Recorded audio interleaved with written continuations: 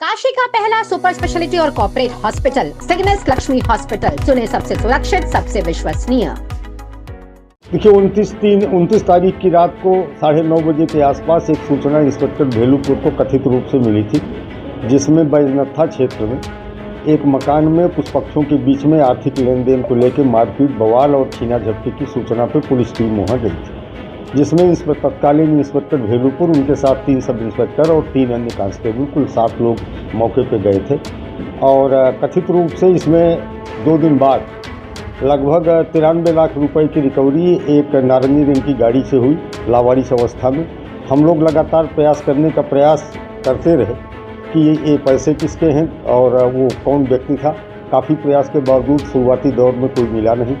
बाद में उसी क्रम में हम लोगों ने जो लगातार प्रयास किया तो एक पार्टी जो गुजरात अहमदाबाद की थी वो ट्रेस हुई, उनको बुलाया गया, उनसे तहरीर ली गई। तहरीर के आधार पर एक डकैती का मुकदमा एक नामजद और अन्य 10-12 अज्ञात व्यक्तियों के विरुद्ध कायम किया गया।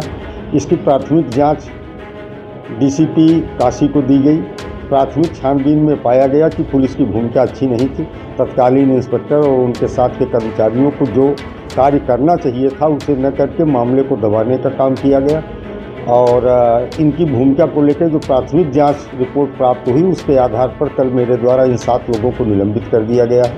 इस पूरे प्रकरण में अभियोग दर्ज करके निष्पक्षतापूर्वक विवेचना कराई जा रही है। जो भी लोग अभियुक्त हैं और उनके विरुद्ध कड़ी वैधानिक कार्रवाई। पुलिस इन्वॉल्व थी क्या पैसा वहाँ पर पुलिस द्वारा रखा गया था? कैसे लेन देन का कुछ नहीं, देखिए अभी तक पुलिस के इन्वॉल्व होने का कोई सबूत नहीं मिला है, लेकिन पुलिस की भूमिका निश्चित तौर पर संदिग्ध थी। पुलिस को चाहिए था कि जो घटना हुई उसमें जो लोग सम्मिलित थे उसी समय तत्काल कार्रवाई करना चाहिए था। और पुलिस के सामने घटना होने की बात बताई गई कि पुलिस की भी मौजूदगी वहाँ पे थी।